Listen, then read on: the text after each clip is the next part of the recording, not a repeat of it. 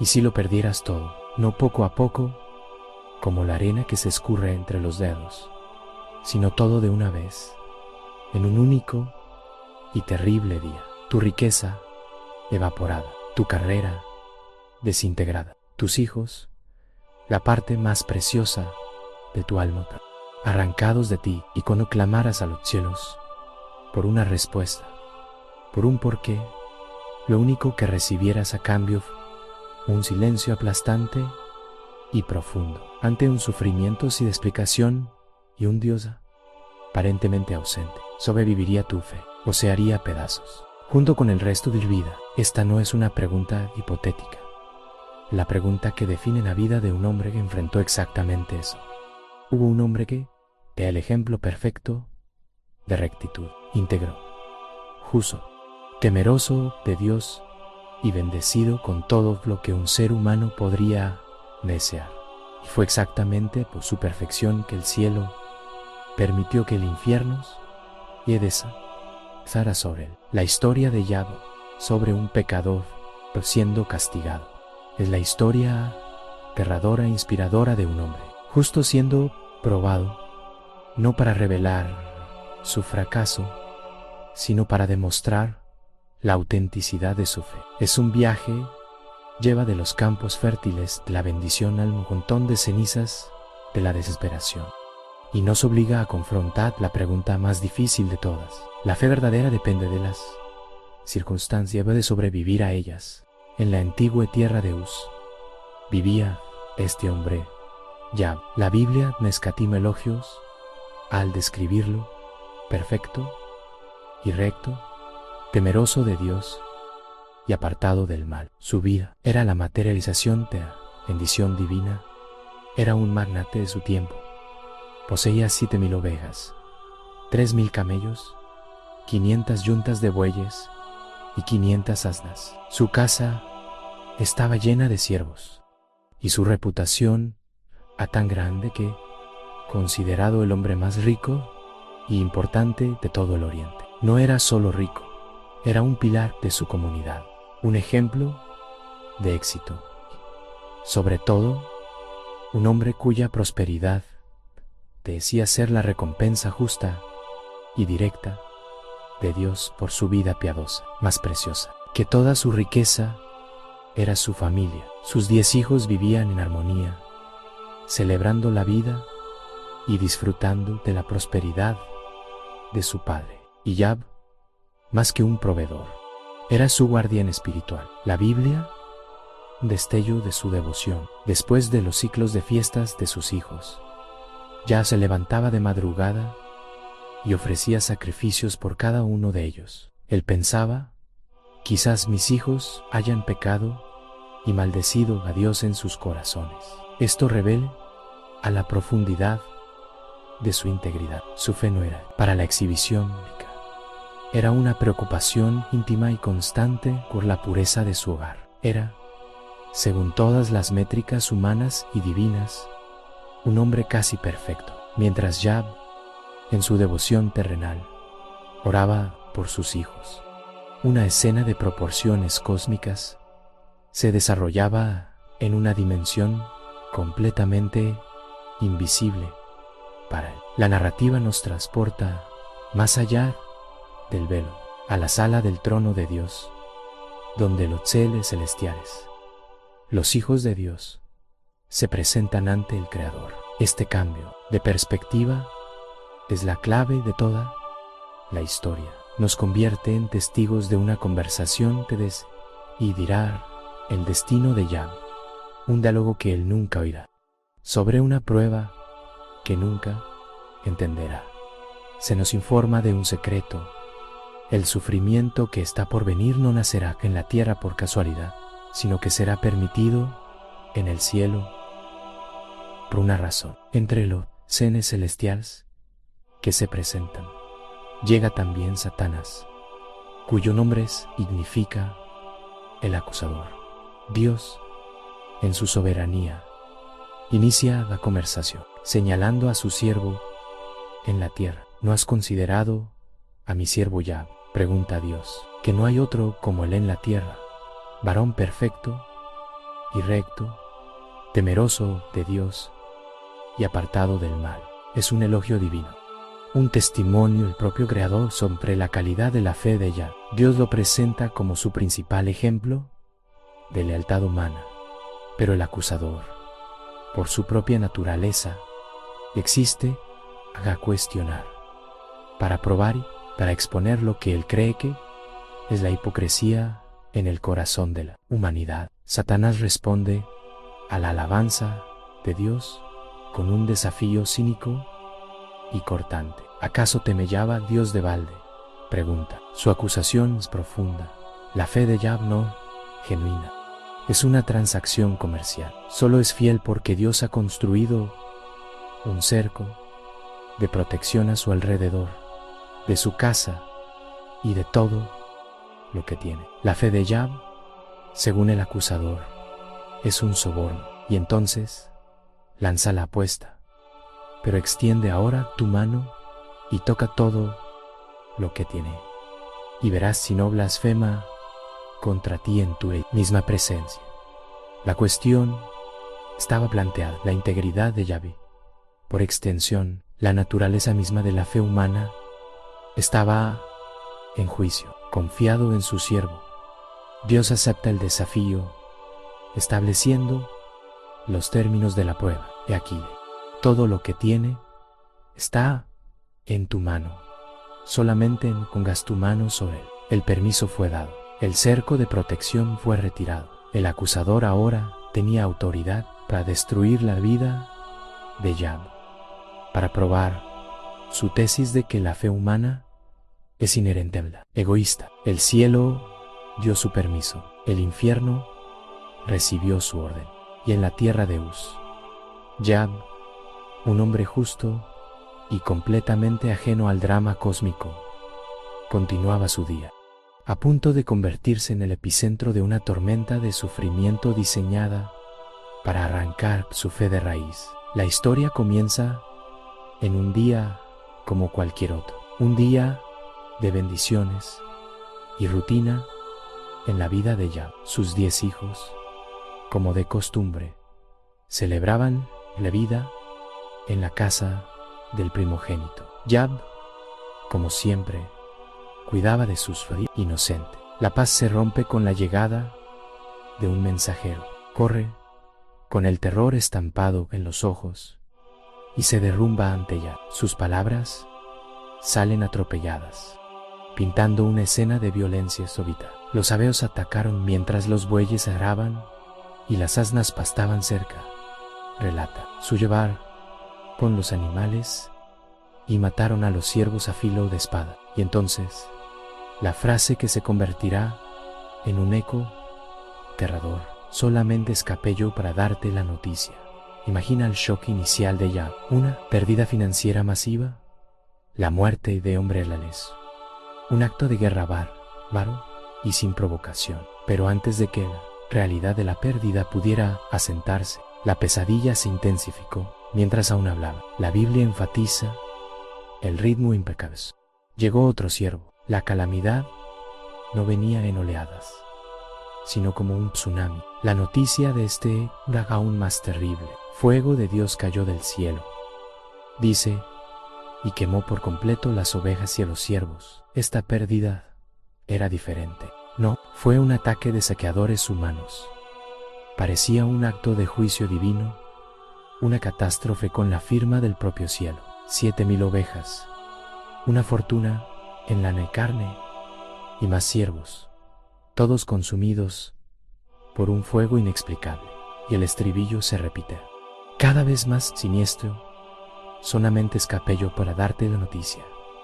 Mientras aún hablaba, la sucesión de desastres continúa, despiadada y estratégica. Llega un tercer mensajero. Los caldeos, Jadea, organizaron 3 escuadrones, atacaron. Los camellos se los llevaron y mataron a los siervos a filo de espada. Los 3,000 camellos, la principal fuente de su riqueza y prestigio, el pilar de su imperio comercial, desaparecieron en cuestión de minutos por 3 frentes diferentes, enemigos del sur.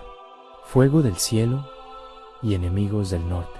Toda la riqueza de Yahb, acumulada a lo largo de una vida de integridad, fue sistemáticamente aniquilada.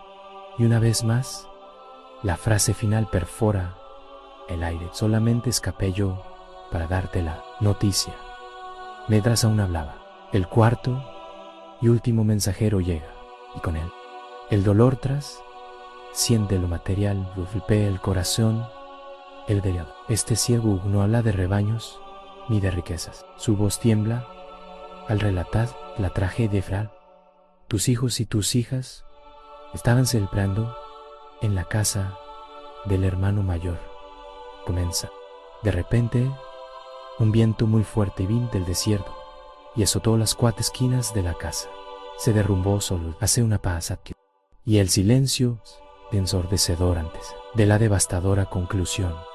Todos están muertos. Solamente escapé yo para darte la noticia. En un instante, ya no era un hombre rico, ya no era un padre. En este momento, la apuesta cósmica alcanza su clímax. El cielo observa. Satanás anticipa la blasfemia ante la ruina absoluta que hace un hombre. Yahb se levanta. Su luto es profundo y dicho rasga su manto, el símbolo de su identidad y estatus. Se rapa la cabeza, una señal de humillación y entrega total. Y entonces hace lo que nadie esperaba. No levanta el puño cerrado al cielo. No grita contra la injusticia. Se inclina, se postra, con el rostro en el polvo. El hombre que lo perdió todo asume una postura de adoración. Su primer instinto no fue cuestionar a Dios, sino inclinarse ante del polvo de su dolor. Su voz se eleva, no con una maldición, sino con una de las más profundas declaraciones de fe más pronunciadas. Desnudos fui del vientre de mi madre, y desnudo volveré allá. Dice, reconociendo su mortalidad y la fugacidad que el Señor dio, y el Señor quitó, sea el nombre del Señor bendito. Esto no es una resignación fatalista. Es un que elogio radical. Afirma la soberanía absoluta de Dios, tanto para dar como para quitar. Se niega a permitir que sus circunstancias dicten su adoración. La Biblia entonces nos da el veredicto divino sobre este momento. En todo esto no pecó Yahb, ni atribuyó a Dios despropósito alguno. En la corte celestial, el argumento cínico de Satanás fue pulverizado. Su tesis de que la fe de Yahb era superficial, una mera respuesta a las bendiciones, resultó ser falsa. El hombre justo, despojado de todo lo que amaba, eligió bendecir en lugar de maldecir. La primera batalla por el tema de Yahb fue ganada. Dios tenía razón sobre su siervo, pero el acusador no se da por vencido fácilmente. Una derrota solo lo inspira a profundizar su ataque. La prueba estaba lejos de terminar, y su próxima acusación sería aún más íntima y cruel. Planteando la pregunta, ¿puede un hombre mantener la fe? El dolor ataca no lo que tiene, sino lo que es. Tras la primera ola de calamidades, la escena regresa a la arena celestial. Satanás se presenta de nuevo ante Dios, quien lo confronta con la evidencia de la fe inquebrantable de Yahb. ¿Has considerado a mi siervo Yahb? Pregunta a Dios de nuevo, casi como un desafío. No hay otro como él en la tierra. Todavía se mantiene firme tu integridad, aunque tú me incitaste contra él para que lo arruinara sin causa. Dios declara la victoria de Yahb, naturaleza maliciosa del ataque de Satanás. La fe del hombre justo resistió, pero el acusador, experto en encontrar fisuras, se niega a admitir la derrota y prepara su segundo y más cruel argumento con un cinismo afilado. Satanás presenta su tesis, piel por piel. Te apliqué. Un antiguo proverbio sugiere que el interés propio en la motivación final de todos. Todo lo que el hombre tiene, lo dará por su vida. La acusación sutil y grosa, Yada soportó la pérdida de sus bienes, incluso de sus hijos, porque su propia salud, su propio bienestar físico, fue preservado. Su fe, argumenta Satanás, aún no ha sido verdaderamente probada, pero extiende ahora tu mano, desafía y toca su hueso y su carne, y verás si no blasfema contra ti en tu misma presencia. El objetivo ahora no es lo que ya posee, sino lo que Él es.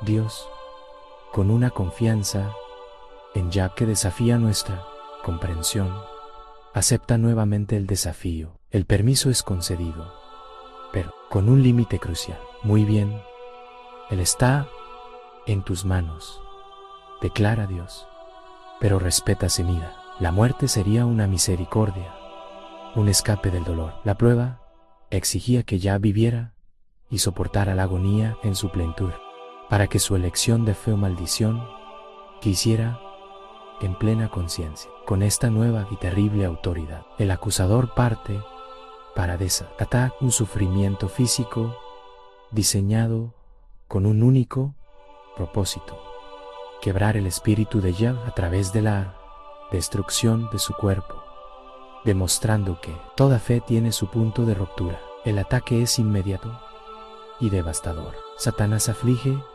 a Yah con una sarna maligna, llagas purulentas y dolorosas que cubren cada centímetro de su cuerpo, desde la planta de los pies hasta la coronilla de la cabeza. Imagina la agonía física impecable. No hay alivio, no hay posición cómoda, no hay momento de paz. Cada movimiento es dolor, cada momento de quietud, la fiebre ardiente. El hombre que el epítome de la salud pide bendición divina y convierte en una masa de carne sufriente. Se retira de la sociedad, un paria, y se sienta sobre un montón de cenizas, el símbolo bíblico del luto más profundo y la desolación total. En su miseria, Yah toma un trozo de teja, un pedazo de basura, para rascarse las llagas que pican y supuran. Este detalle, uno de los más conmovedores de toda la historia, es la imagen de la degradación absoluta. El hombre que se vestía con las telas más finas ahora usa un fragmento roto del suelo para aliviarse. Es un retrato de la resistencia humana en su límite, donde el dolor es tan abrumador que solo un dolor diferente, autoinfligido, puede ofrecer una distracción momentánea. Ya no es el gran Yah de Oriente, es un hombre quebrado, sentado en la basura, luchando por sobrevivir al ataque dentro de su propio cuerpo. Es en este punto que en última conexión con su vida pasada se acerca su esposa. Ella también, una superviviente de un trauma indecible, habiendo perdido a sus 3 hijos. Al ver a su esposo, un hombre de fe inquebrantable, reducido a esa condición tética, su propia fe, y hace añicos, lo confronta, no con palabras de consuelo, sino con una tentación ácida de la desesperación. ¿Aún te aferras a tu integridad?, pregunta incrédula. Maldice a Dios y muérete. Es la misma conclusión que Anás predijo, ahora pronunciada por la voz más íntima de su vida. Ella le ofrece la blasfemia como un acto de eutanasia, una forma de poner un fin digno a su dolor, incluso en agonía. Jafet niega a tomar el camino más fácil. Su respuesta a su esposa revela una profundidad de fe aún mayor. Hablas como una mujer necia. La reprende y entonces hace una pregunta que silencia toda la teología de la prosperidad. ¿Recibiremos de Dios el bien y no recibiremos también el mal? Esta afirmación, que un paso más allá de su primera respuesta, no solo acepta la soberanía de Dios para dar, quitar, sino también para permitir el dolor y la aflicción. Entiende que una fe auténtica no puede ser, de ejércitos, del cielo o de enfermedades. Vendría disfrazado de amistad y piedad. 3 de sus amigos, al enterarse de su tragedia, viajaban para consolarlo y con ellos traerían un tormento para el cual Tiki, la fe de Ya, estaba preparada. El peso aplastante de la lógica humana. La noticia de la desgracia de Ya viaja, llegando a oídos de sus 3 amigos más cercanos. Acuerdan viajar desde sus tierras lejanas para cumplir con el deber más sagrado de la amistad, condolerse de él y consolarlo en un mundo que se ha derrumbado. Su llegada representa un destello de esperanza. Tras el rechazo de su esposa, la cercanía de compañeros teales, hombres de sabiduría y posición, parece prometer un alivio. Ya no estaría completamente solo en su dolor. Tendría hombros en los que apoyarse, oídos para escuchar su lamento. Por un breve momento, parece que la compasión humana está a punto de traer un poco de luz a su oscuridad. Sin embargo, al ver a Yab de lejos, apenas lo reconocen. La figura ante ellos es una ruina humana, tan desfigurada por el dolor que su identidad casi se ha perdido. El shock es tan profundo que sus palabras preparadas mueren. Reaccionan con los rituales instintivos del luto, rasgan sus propias ropas y lanzan polvo sobre sus cabezas. Y entonces hacen lo más sabio y compasivo de todas y visita. Se callan, se sientan en el pueblo junto a Yab durante 7 días y 7 noches, en completo silencio. No ofrecen explicación ni consejos, simplemente comparten su dolor, reconociendo que su sufrimiento era demasiado grande para ser contenido en palabras. Después de una semana de silencio compartido, es Yab quien finalmente habla, y lo que sale de su boca no es una declaración de fe, sino un grito de angustia pura. No maldice a Dios, como Satanás predijo, pero maldice el día de su propio nacimiento.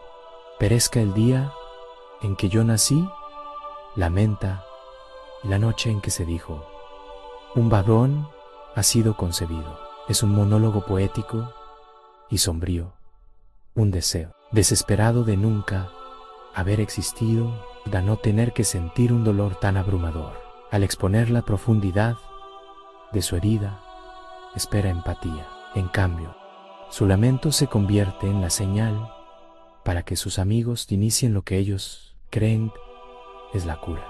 Es en este punto que el consuelo se transforma en tormento. El primer amigo en hablar, Elifaz, inicia un discurso que establece el tono para un largo y tortuoso debate. Su intención pudo haber sido ayudar, pero su enfoque transformará la amistad en un tribunal. Convencidos de que están defendiendo el honor de Dios, se convertirán en la práctica en los abogados de la acusación de Satanás en la tierra. El dolor de Ya dejará de ser el foco. Su nuevo objetivo será encontrar la causa, la razón, el pecado oculto que, en sus mentes, debe ciertamente existir. Vinieron a consolar para un amigo, pero terminarán por atormentar para un alma ya herida. La lógica de los 3 amigos se basa en una teología rígida, una caja de certezas que no admite misterios. El argumento es este. Primero, Dios es perfectamente justo y todopoderoso. Segundo, un Dios justo recompensa a los buenos y castiga a los malos. Tercero, Yahvé está sufriendo terriblemente para ellos. La conclusión matemáticamente inevitable. Yahvé debe haber pecado. En su visión del mundo, no existe la categoría de sufrimiento inocente. El universo es un sistema moral de causa y efecto, y la desgracia de Yahvé es la prueba irrefutable de su secreta. No pueden concebir un universo donde cosas terribles le suceden a personas buenas sin una razón punitiva directa. Armados con esta certeza, los amigos inician una caza implacable del pecado secreto de Yad. Cada discurso es una variación del mismo tema, confiesa. Yad, bajo el disfraz de consejo espiritual, lo acusan de todo tipo de maldad. Quizás fue cruel con los pobres, quizás fue arrogante u riqueza, quizás albergó la iniquidad en su corazón. Transforman su tragedia en una investigación criminal y lo tratan como un acusado terco que se niega a cooperar. El dolor indecible de Yad es ignorado. Lo que les importa es demostrar que su teoría sobre Dios es correcta, incluso si eso significa aplastar el espíritu de su amigo sufriente. Yad, atrapado entre el dolor físico y el ataque verbal, se niega a aceptar su premisa. Defiende apasionadamente su integridad, examinando su vida y no encontrando ninguna transgresión que justifique tal devastación. Esta negativa lo coloca en un dilema terrible, sí, representada por tres hombres con respuestas fáciles para sufrimientos que no son suyos. Por el otro lado, la experiencia humana encarnada en un hombre que lo perdió todo, excepto su convicción de que es inocente. Yad está ahora más aislado que nunca.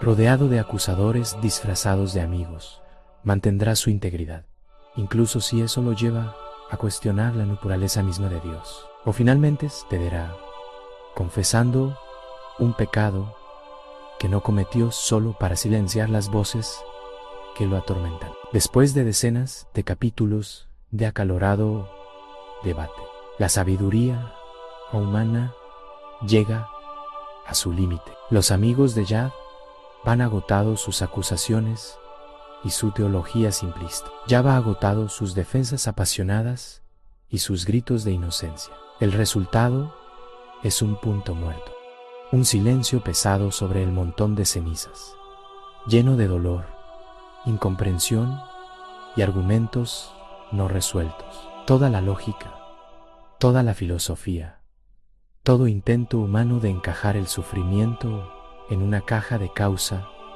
y efecto ha fracasado miserablemente. Solo que un hombre quebrado, que clamó por un conciencia con Dios, esperando en medio de la ruina de su vida una respuesta que sus amigos no pudieron dar. Y entonces el silencio divino se rompe, pero la respuesta no llega en un susurro gentil, en la forma de un ángel consolador. La respuesta llega como una tormenta, un torbellino, una manifestación del poder bruto, indomable y caótico de la creación. Irrumpe en la escena y desde el corazón giratorio de la tormenta, la voz de Dios finalmente habla. No es la voz de un terapeuta, sino la voz del creador del cosmos, majestuosa, terrible y abrumadoramente feroz. El momento que Yad tanto exigió, su oportunidad de presentarse ante Dios, ha llegado, pero no recibe una invitación o un tribunal, sino una citación para una audiencia con la realidad misma. Las primeras palabras de Dios, donde consuelo, explicación, son un desafío directo que da la vuelta a la mesa del debate. ¿Quién es? Ese que oscurece consejo con palabras sin sabiduría, truena la voz. Cíñete ahora como un hombre. Yo te preguntaré y tú me contestarás. En un instante, los papeles se invierten por completo. Yad, el demandante, quería interrogar a Dios sobre su justicia. Ahora se convierte en el testigo que será interrogado. Dios se niega a entrar en el mérito de las acusaciones. No explicará la apuesta celestial. En cambio, forzará a Yad a confrontar la vasta diferencia entre la perspectiva ilimitada del hombre y la soberanía omnisciente del Creador. Lo que sigue, un torrente de más de 70 preguntas, cada una de ellas diseñada para aplastar el orgullo intelectual de Yahvé. ¿Dónde estabas tú cuando yo fundaba la tierra? ¿Quién ordenó sus medidas? ¿Quién encerró con puertas el mar? ¿Has mandado tú a la mañana en tus días? ¿Conoces los tesoros de la nieve y del granizo? ¿Podrás tú atar los lazos de las Pléyades o desatarás las ligaduras de Orión? Dios no ofrece respuestas. Lleva a Yahvé un recorrido vertiginoso por su creación, revelando una complejidad, un poder y una sabiduría que están infinitamente más allá de la capacidad humana de comprender y mucho menos de controlar o juzgar. El propósito de este interrogatorio divino no es aplastar a Yahvé, sino liberarlo de la agonía de necesitar una explicación para todo. Al no darle a Yahvé una respuesta simple, Dios le da algo mucho más grande, una perspectiva. El dolor de Yahvé, aunque real y terrible, es redimensionado, visto ahora como un único hilo en un tapiz cósmico de complejidad, propósito, incomprensibles. Dios no responde a la pregunta de Yahvé, ¿por qué me pasó esto a mí? Pero sí responde a su pregunta más profunda. Dios, todavía estás en control. La respuesta, demostrada en cada estrella y cada océano, es un rotundo sí, ante la majestad aplastante de la creación. El caso de Yahvé contra Dios se evapora. El hombre, con discursos apasionados para defender su causa, ahora sé que, sin palabras, cuando Dios lo desafía directamente a responder, Yahvé solo puede expresar su pequeñez. He aquí que soy vil, que te responderé. Mi mano pongo sobre mi boca. Dice, una vez hablé, mas no responderé, aún 2 veces, mas no volveré a hablar. Su postura de confrontación y disuelve un silencio reverente. Se da cuenta de la presunción tu propiamente finita al intentar juzgar los caminos del infinito. Después de un segundo discurso de Dios, describiendo criaturas indomables que el hombre no puede controlar, la transformación de Yahvé se completa. Alcanza el punto central de todo su viaje. De oídas te había oído, confiesa, mas ahora mis ojos te ven. Esta es la revelación final. Pasó toda su vida con un conocimiento de segunda mano sobre Dios, basado en doctrinas y tradiciones. Ahora, en el fondo del pozo, en el corazón, tormenta, tuvo un encuentro directo y personal, la presencia viva y majestuosa de Dios. Y esa experiencia transformó todo, haciendo que su necesidad de respuestas fuera irrelevante ante la realidad de la revelación. Con esta confesión, la prueba espiritual de Yahvé termina. Se arrepiente, no de un pecado oculto que causó su sufrimiento, sino de su propia ignorancia y orgullo al cuestionar para un Dios cuyos caminos son inescrutables. No recibió las respuestas que exigía, pero encontró lo que su alma realmente necesitaba, la presencia manifiesta de Dios. Su fe no fue quebrada por el fuego, fue purificada. La puesta celestial tuvo su veredicto final y con la humilde rendición de su siervo, la historia de Yahvé estaba ahora preparada para su capítulo final, una sorprendente y graciosa restauración. La revelación de la majestad de Dios lleva a Yahvé a su destino final, el arrepentimiento. Por tanto me aborrezco y me arrepiento en polvo y ceniza, declara. Es fundamental entender la pureza de este arrepentimiento. Yahvé no está confesando pecados ocultos que causaron su calamidad, como insistían sus amigos. Tenía razón al defender su integridad. Se arrepienta de algo más profundo, su presunción. Se arrepiente de haber hablado de lo que no entendía, de cosas demasiado maravillosas. A mí es el arrepentimiento de su ignorancia arrogante, de haber exigido que el creador del universo se justificara ante un ser finito. Es la rendición liberadora de su necesidad de respuestas. Habiendo restaurado la comunión con Yah, la voz se vuelve hacia sus tres amigos. La reprimenda divina es directa e impresionante. Mi ira se encendió a ti y tus dos compañeros, le dice Dios a Elifaz, porque no habéis hablado de mí lo recto, como mi siervo Yah. Este es quizás el giro más impactante del libro. Yah, con sus cuestionamientos audaces, sus gritos de desesperación y su honestidad bruta, habló de forma más verdadera sobre Dios que sus amigos, con toda su teología ortodoxa, sistemática y cruel. Dios vindica la fe que lucha y duda en lugar de la piedad fría que juzga y condena. Dios no los reprende, sino que también les ofrece un camino hacia el perdón, y ese camino, para su total humillación, pasa directamente por Yah. Les ordena que en un gran sacrificio y que le pidan a Yah, la víctima de sus largos y tortuosos discursos, que ore por ellos, porque de cierto a él atenderé.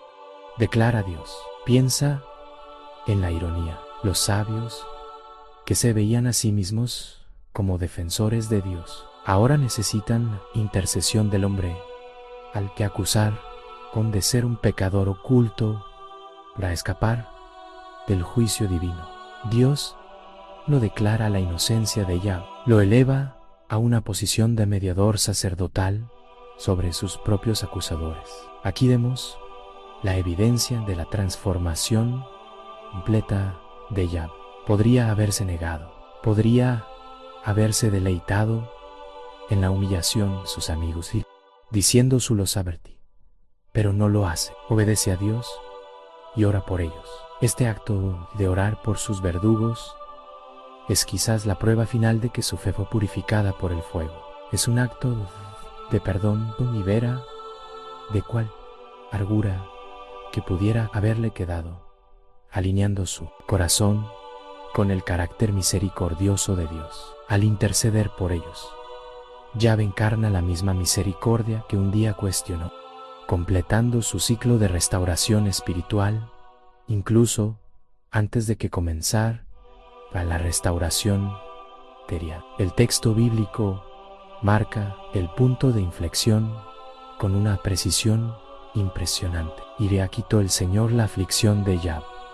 Cuando él hubo orado por sus amigos, es en el momento del perdón, en el acto de gracia, que las compuertas de la bendición se abren sobre él. La restauración es una recompensa por su paciencia, sino una respuesta a su rendición, obediencia final, y a bendición que sigue es una mera devolución del perdido. Es una demostración extravagante de la generosidad de Dios. El Señor le dio el doble de todo lo que había poseído antes. La marea de la calamidad no lo cesó. Se revirtió con una fuerza redoblada. La contabilidad de la restauración deliberadamente específica y abundante. 14,000 ovejas, 6,000 camellos, 1,000 yuntas de bueyes y 1,000 asnas, exactamente el doble de lo que tenía al principio de su historia. Sus parientes y conocidos que lo habían abandonado en su miseria, ahora regresan para celebrar con él, trayendo regalos de plata y oro. El honor de Yah es restaurado públicamente. El hombre que se sentó en cenizas, un paria desfigurado, es ahora elevado a una posición de prosperidad y respeto aún mayor que antes. Es la declaración visible de Dios de que Él tiene el tratar de tomar la mayor de las ruinas y reconstruirla en algo aún más glorioso, más preciosa que cual riqueza. La alegría de una familia de vuelta allá. Recibe 10 nuevos hijos, 7 hijos y 3 hijas, el mismo número que antes. Esto no borra el dolor del apellido, pero simboliza una nueva vida y un nuevo comienzo. La Biblia, seas que gura de notar que no había mujer es tan hermosa como las hijas de Yad en toda la tierra, y que, de forma inusual, les dio herencia junto con sus hermanos. Esta nueva familia era el símbolo de la capacidad de Dios para sanar el corazón. Era una alegría impensable, incluso después de la más profunda de las tristezas. El luto no tuvo la última palabra. La bendición de Dios sobre Yahvé extiende hasta el final de sus días.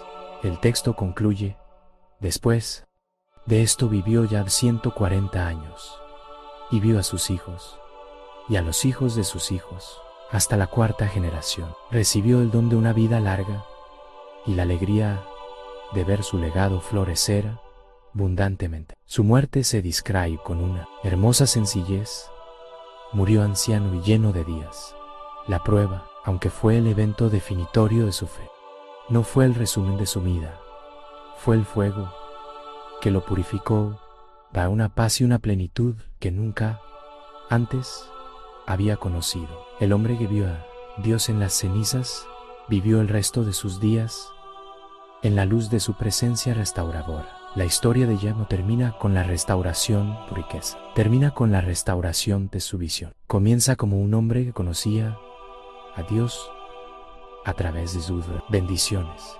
Termina como un hombre que conoció a Dios a través de la tormenta. Su viaje nos arrastra al borde del abismo del dolor humano y nos obliga a enfrentar el silencio de Dios. Nos muestra la bancarrota de todas nuestras respuestas fáciles, de toda nuestra teología de caja cerrada que intenta transformar al Creador del universo en una fórmula predecible. El sufrimiento de Yahvé no fue explicado, fue interrumpido por una revelación tan grandiosa que hizo que la necesidad de una explicación fuera pequeña y irrelevante. Dios no le dio a Yahvé un mapa para entender su pasado, pero le dio su presencia, que se convirtió en ancla para su futuro. Y esta es la verdad en el corazón de esta historia antigua. El libro de Yahvé no existe para responder a la pregunta ¿por qué sufre la gente buena? Existe para mostrarnos cómo la gente buena puede sufrir con una fe que se profundiza en lugar de hacerse añicos. Nos enseña que, en ausencia de respuestas, podemos encontrar la presencia de Dios, de verdadera fe, como Yahvé descubrió en las cenizas. No es un escudo que nos protege del dolor, sino un ancla que nos afirma en el dolor. Su historia valida las preguntas, nuestra angustia y nuestro clamor. Nos dice que luchar honestamente con Dios es una señal de falta de fe, sino el camino mismo hacia una fe auténtica, una fe que puede decir con confianza: de oídas te había oído, mas ahora mis ojos te ven. El viaje de ella y enseña que, incluso en las cenizas de la mayor pérdida, la esperanza puede ser restaurada y el propósito puede ser encontrado. Si esta historia ha hablado tu corazón, suscríbete a nuestro canal para más narrativas que fortalece. Deja tu like para ayudarnos a llegar para más personas y comparte este video con alguien que quizás hoy necesite un mensaje de resiliencia y fe en medio de la tormenta. Queremos escucharte. Comenta abajo qué aspecto de la historia de Yahvé implicó más la profundidad de su sufrimiento con la majestad de la respuesta de Dios. Y llenos también de su ciudad desde